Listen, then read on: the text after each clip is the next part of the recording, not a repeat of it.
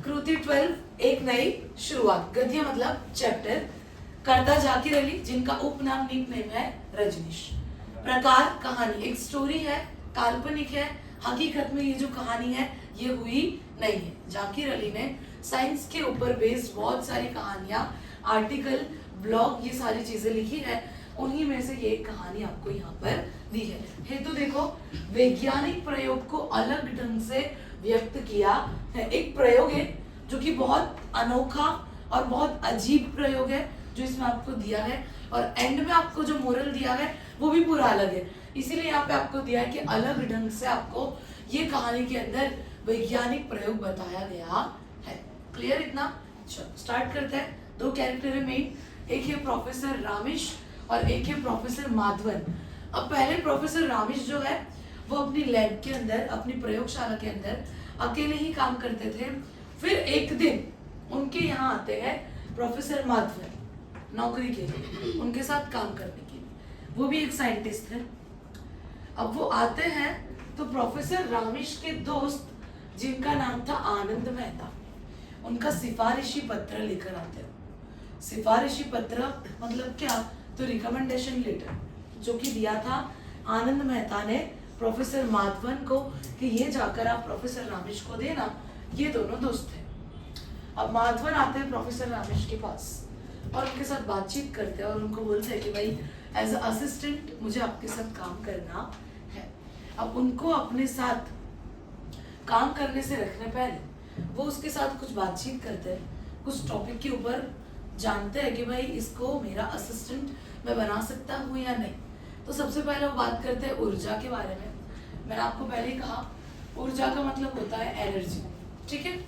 अब रामेश माधवन को पूछते हैं कि भाई ऊर्जा का अर्थ क्या होता है, ऊर्जा मतलब क्या? तो माधवन जवाब देते हैं, प्रोफेसर माधवन, कि ऊर्जा का मतलब होता है कार्य करने की क्षमता, काम करने की ताकत, काम करने की कैपेसिटी, जिसको हम बोलते हैं हिंदी में ऊर्जा, इंग्लिश में बोलते हैं एनर्जी, ठीक है। फिर वो टॉपिक पर और आगे उसके साथ बातचीत करते हैं। वो जानना चाहते हैं कि भाई ये जो माधवन मेरा असिस्टेंट बनने के लिए आया है, इसके अंदर नॉलेज है साइंस की या नहीं। तो वो आगे उसके साथ और बातचीत करते हैं कि क्या हम ऊर्जा को उत्पन्न कर सकते हैं, क्या हम ऊर्जा को नष्ट कर सकते हैं। माधवन जवाब देते कि नहीं कर सकते, हम ऊर्जा को पैदा भी नहीं कर सकते और हम ऊर्जा को खत्म भी नहीं कर सकते। अगर हम कोई चीज कर सकते हैं तो ऊर्जा का स्वरूप परिवर्तन कर सकते हैं, ऊर्जा का रूप बदल सकते हैं। जैसे कि विद्युत ऊर्जा को कन्वर्ट कर सकते हैं आणविक ऊर्जा।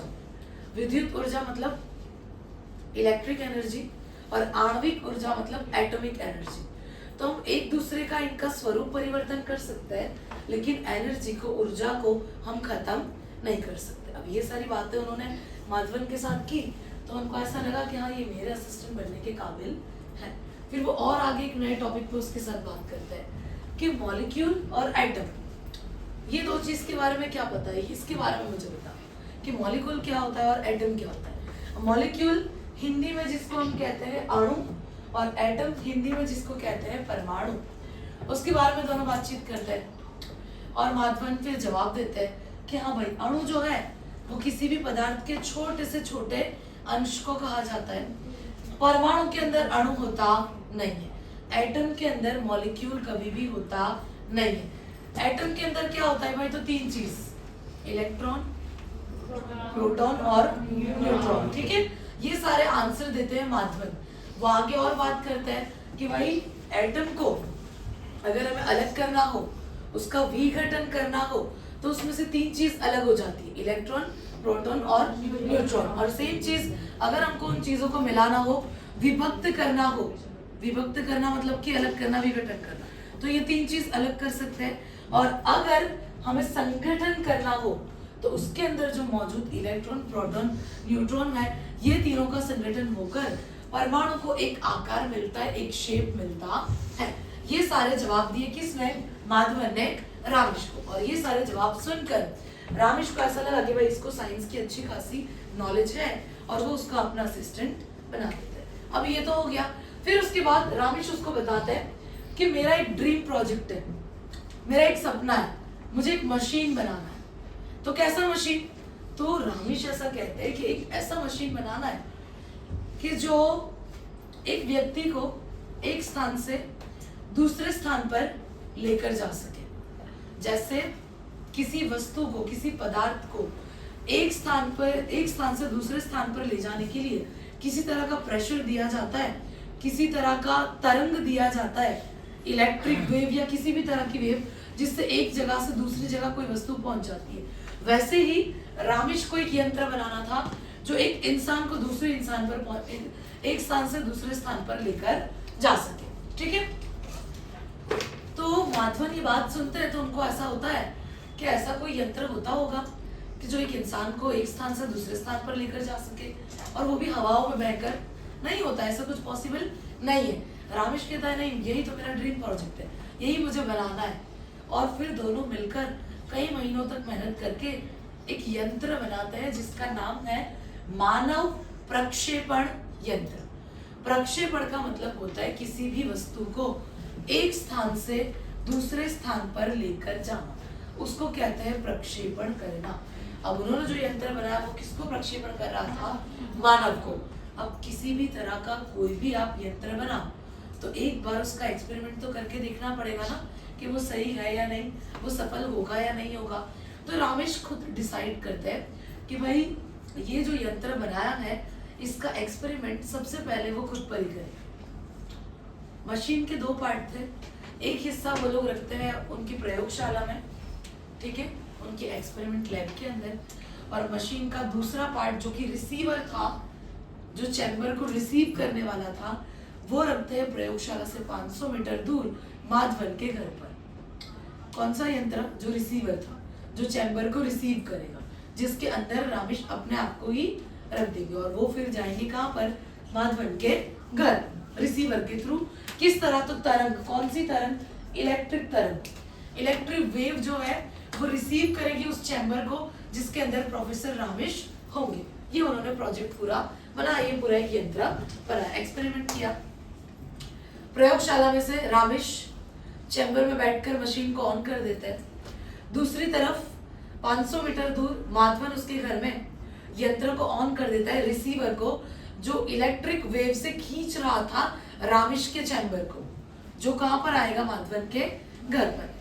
अब ऐसा लग रहा था कि भाई ये जो यंत्र है दोनों सही से काम करने लगे। रामेश चैम्बर में थे और वो चैम्बर हवाओं से बहता हुआ रिसीवर की ओर आ रहा था, इलेक्ट्रिक तरंगों के द्वारा, इलेक्ट्रिक वेव के द्वारा। किसके घर?